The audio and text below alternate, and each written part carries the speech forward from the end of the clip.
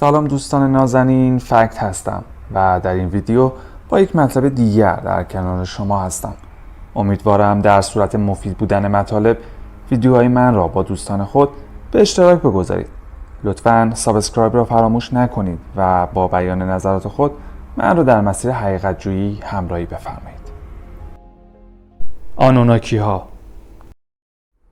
وقتی می‌خواهید به تمدن‌های کهن فکر کنید، ممکن است به پارس ها و رومی ها و مصری ها فکر کنید. شاید به مایا ها هم فکر کنید، اما کمتر کسی به سومری ها فکر می کند. سومر باستان واقع در بین النهرین مجموعه ای از ایالت ها بود. سومری ها نظام پیشرفته و علم ریاضیات و نوشتن را داشتند. آنها جزء اولین گروه هایی بودند که زمان را به ساعت ها و دقایق تقسیم کردند. باستانشناسان ده‌ها هزار لوح سفال باستانی بابل را کشف کردند. این مجموعه چنان گسترده بود که تحقیقات و ترجمه‌های مربوط به آنها تا به امروز ادامه دارد. خدایان سومری ها آنوناکی ها بودند. اعتقاد بر این بود که آنوناکی ها مسئول سرنوشت آنها بودند. سومری ها خدایان آسمان و زمین را داشتند. آنها 2500 سال قبل از میلاد شروع به پرستش آنوناکی ها کردند. یک نظریه این است که آنوناکی ها از سیاره دیگری به زمین آمدند. برخی معتقدند که از سیاره اسرارآمیز ایکس به زمین آمدند که به سیاره نیبیرو هم معروف است. برخی میگویند آنوناکی‌ها گونه‌ای از خزندگان بودند. البته این یک نظریه است، اما آنچه به واقعیت نزدیک است این است که آنوناکی‌ها یک نوع نژاد انسانی هستند و به خدایی که خالق همه چیز نامیده می‌شود ایمان دارند.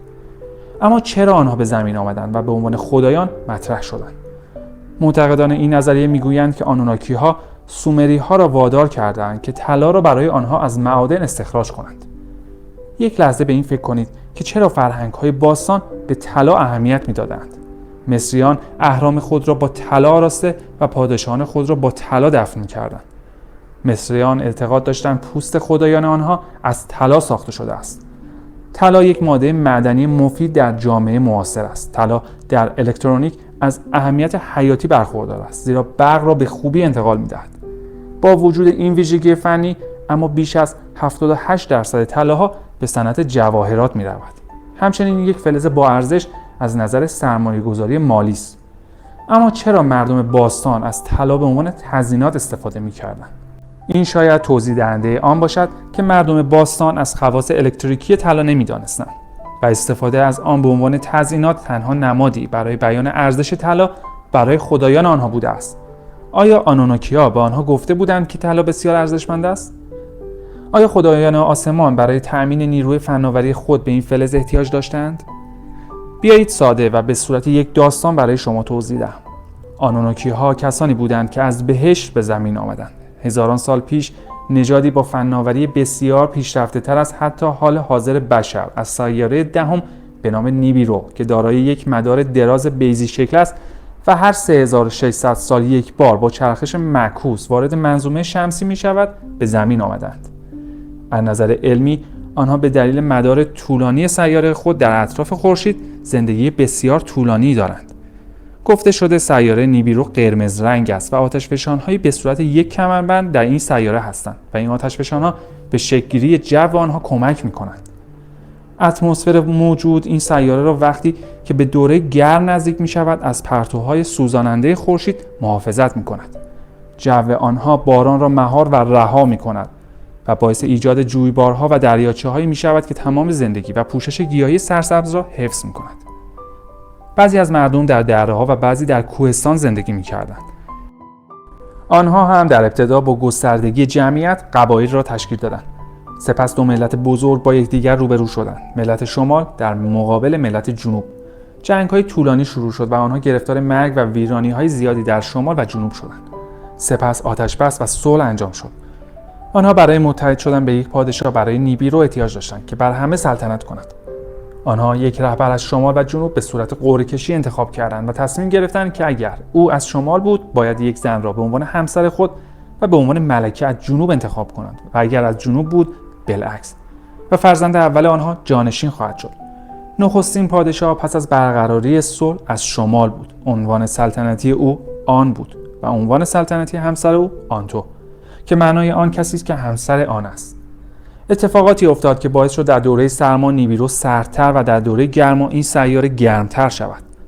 آنها کشف کردند که جو شکسته شده است، مانند سوراخی در لایه اوزون ماه. آتشفشانهایی که جو را تغذیه و ترمیم می‌کردند توانایی این کار را نداشتند. این امر باعث شد بسیاری از زنان نازا و ناتوان در فرزندآوری شوند. شورا 2 راه حل را پیشنهاد کرد و سعی کرد که جو را بهبود بخشد. یکی آن بود که از موشک‌های هسته‌ای استفاده شود و دیگری استفاده از یک فلز برای ترمیم جو بود. طلا بهترین ماده و تنها چیزی بود که این نقص را بهبود می‌بخشید.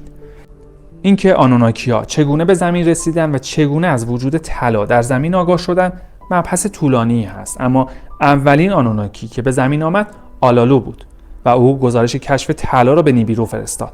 آن برای تایید انکی را به زمین فرستاد. انکی فرزند آن و رهبر آنوناکی‌ها بود و بعد از آن انلیل برادر انکی برای فرماندهی به زمین آمد. آنوناکی‌ها ابتدا در محدوده خلیج عدن مستقر شدند و شروع به استخراج منابع کردند، اما در طول زمان آنها به جستجو در مناطق دیگر پرداختند و در مکان‌های دیگری هم مستقر شدند. آنها ابتدا برای استخراج از نیروهای آنوناکی بهره بردند، اما چند مشکل باعث شد آنها به فکر ساخت نژادی بیفتند برای کمک به آنها و کار در معادن. از آن دلایل میتوان به این موارد اشاره کرد: نیروی کارگری کم در معادن جهت استخراج، تفاوت در ساعت بیولوژیکی بدن آنها و ساعت شبانه روز زمین، خستگی و دلزدگی نیروهای آنوناکی از کار در معادن و همینطور زمان، چرا که آنها طلا را برای همیشه می‌خواستند و نه برای یک مدت کوتاه. انکی پیشنهاد ساخت و آفرینش موجودات و نژادهایی را برای کار در معادن به شورا داد. بعضی از محققان آنوناکی‌ها را از نظر فنی بی‌نظیر اما از نظر عاطفی بسیار نابالغ می‌دانند. مشکلاتی که آنها روی زمین ایجاد کردند عواقب خوبی به همراه نداشته است. به عبارت دیگر، اتفاقات وحشتناکی که روی زمین افتاد نتیجه مستقیم نحوه زندگی و اجرای زندگی توسط آنها و تعامل آنها با دیگران بود. از بدترین کارهای آنها این بود که هر وقت کارهایی می‌کردند که به مشکلاتی منجر می‌شد، سرنوشت را تغییر می‌دادند و نژادهای مختلف به وجود آمده را می‌کشتند. آنها کلی گونه و نژاد مختلف به وجود آوردند و بعد از آنکه می‌دیدند آن نژاد کامل نیست و یا کاربرد مورد نظر آنها را ندارد، یا آنها را می‌کشتند و یا آنها را رها می‌کردند.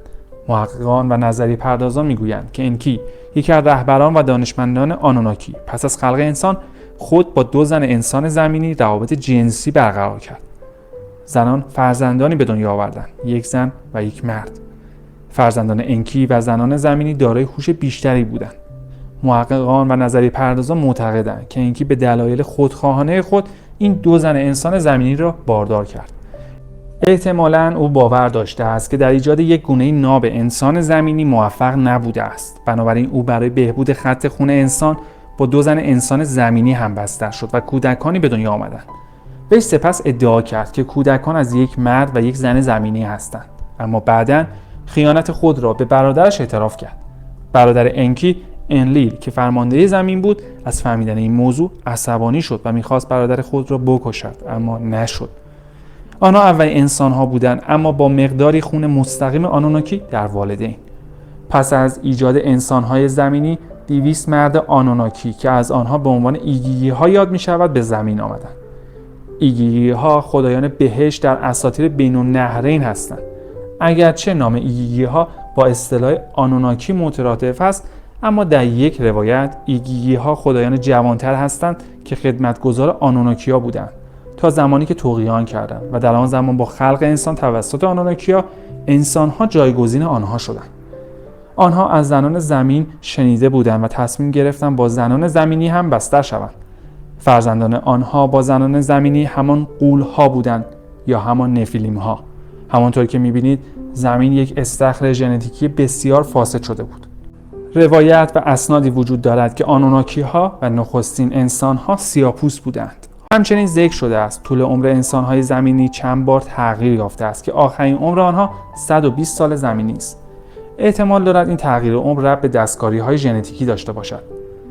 انکی آزمایش‌های زیادی انجام داده است. او انسان‌ها و حیوانات زیادی آفرید که ممکن است موجوداتی مانند تکشاخ، پری دریایی، پگاسوس و مینیتور را او ایجاد کرده باشد. هنگامی که آنوناکی‌ها رفتند، انکی از ابتدا تا انتها روی زمین بود. به دستور او کل داستان زمان او را در 14 لوح کشیدند. اما در این الواح به گیگی‌ها و به وجود آمدن غول‌ها و یا نفلیم‌ها یا همان فرشتگان سقوط کرده اشاره نکرده است. شاید حقیقت این باشد که انکی کسی بود که باید از آن به عنوان یک فرشته سقوط کرده یاد می شده است. کتاب آنوخ او را شیطان می نامد. سیل راهی بود برای از بین بردن غول‌ها و انسان‌هایی که سر و صدای زیادی به پا کرده بودند. بعضی محققان و نظریه پردازان از طوفان نوح به عنوان این سیل یاد می کنند. آنوناکی ها پس از سیل به زمین بازگشتند و شروع به بازسازی کردند و طلای بیشتری را برای جو نیبیرو جمع کردند. اما در طول زمان مردوک پسر انکی باعث پیدایش بعضی از خدایان و دینهای ساختگی شد که باعث ایجاد جنگ‌ها، فسادها و گمراهی‌ها شد که در پایان آنها مجبور شدند با رها کردن سلاح‌های اتمی که بخش زیادی از خاورمیانه را ویران کرد به آن پایان دهند. البته محققان از نبردهای اتمی باستانی در نقاط دیگر کره زمین نیز یاد می‌کنند. اما بحث‌های زیادی درباره بازگشت آنها هست و گفته می‌شود نمایندگان آنها در حال آماده‌سازی زمین برای بازگشت آنها هستند. لطفاً ویدیوهای دیگر من را در کانال یوتیوب من تماشا بفرمایید. سابسکرایب را فراموش نکنید و مطالب من را با دوستان خود به اشتراک بگذارید. سپاس از همراهی شما.